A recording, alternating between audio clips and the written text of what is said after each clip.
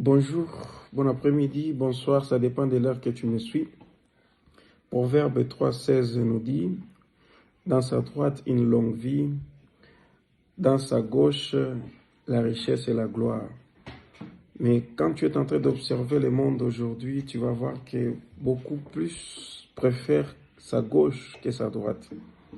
Parce que beaucoup viennent à Dieu pour être bénis. L'objectif, c'est d'avoir quelque chose. Recevez, s'il n'y a pas ces mots dans l'église, personne n'est au culte.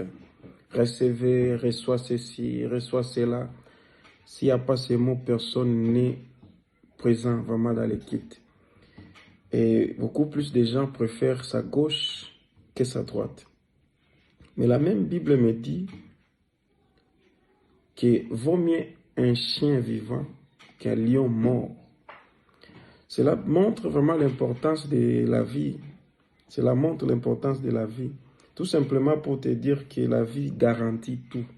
Quelqu'un qui a la vie, c'est sur cette personne qui a la vie qu'on peut compter voir la gloire de Dieu.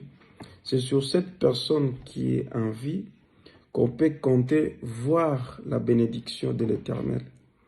Mais pour une personne qui est morte, rien ne peut refléter chez lui, rien ne peut être attendu chez lui.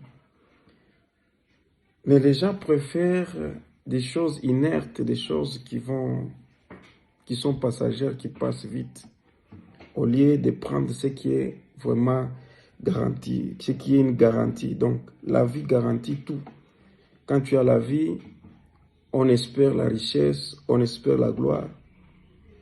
Car notre vie doit faire vraiment la gloire de Dieu.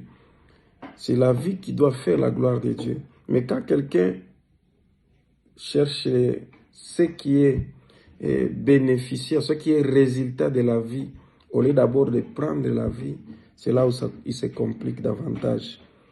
Nous devons vraiment souhaiter la droite de Dieu, parce que étant fait à son image, nous devons refléter sa gloire, nous devons refléter sa richesse. Notre Dieu n'est pas un Dieu mendiant, n'est pas un Dieu qui... D'abord, c'est un Dieu qui a tout créé, c'est un Dieu qui a tout, qui possède tout. Mais nous voulons, bien sûr, nous précipiter sur ce qui est raccourci, sur ce qui est résultat de ce que nous devons d'abord avoir. Et avoir la vie, c'est vivre selon les préceptes de Dieu. Avoir la vie, c'est vivre selon les concepts de Dieu.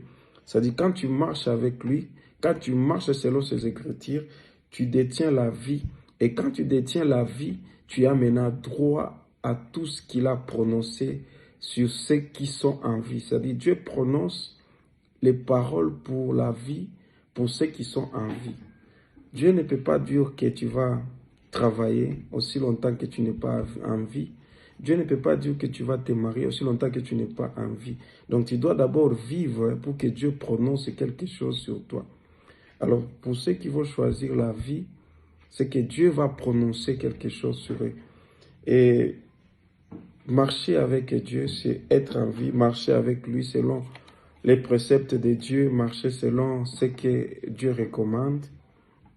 À ce moment-là, nous avons l'assurance de cette vie, c'est-à-dire prier lorsqu'il s'agit de prier, travailler lorsqu'il est temps de travailler et vivre selon ce que Dieu nous recommande. C'est ça la vie que nous devons d'abord chercher. Si nous avons cette vie, nous avons l'espoir, nous avons cet espoir plutôt de pouvoir accéder à ces richesses que Dieu a vraiment déjà élaborées ou conçues pour tout un chacun de nous. Donc, cherchons d'abord la vie, soyons en vie, soyons à la droite de Dieu. Et si on vit pour Dieu, pour cette vie de Dieu, nous espérons refléter la gloire, la richesse, tout lui appartient. Dans la Bible, il dit, l'or et l'argent m'appartiennent. Donc, si tout lui appartient, nous devons d'abord récupérer sa vie. Lorsque nous récupérons sa vie, nous avons une richesse en sécurité, nous avons une gloire en sécurité, une gloire en bonne santé, une richesse en bonne santé, une richesse sécurisée. et ne pas faire le contraire. Que Dieu te bénisse partout où tu es. Amen.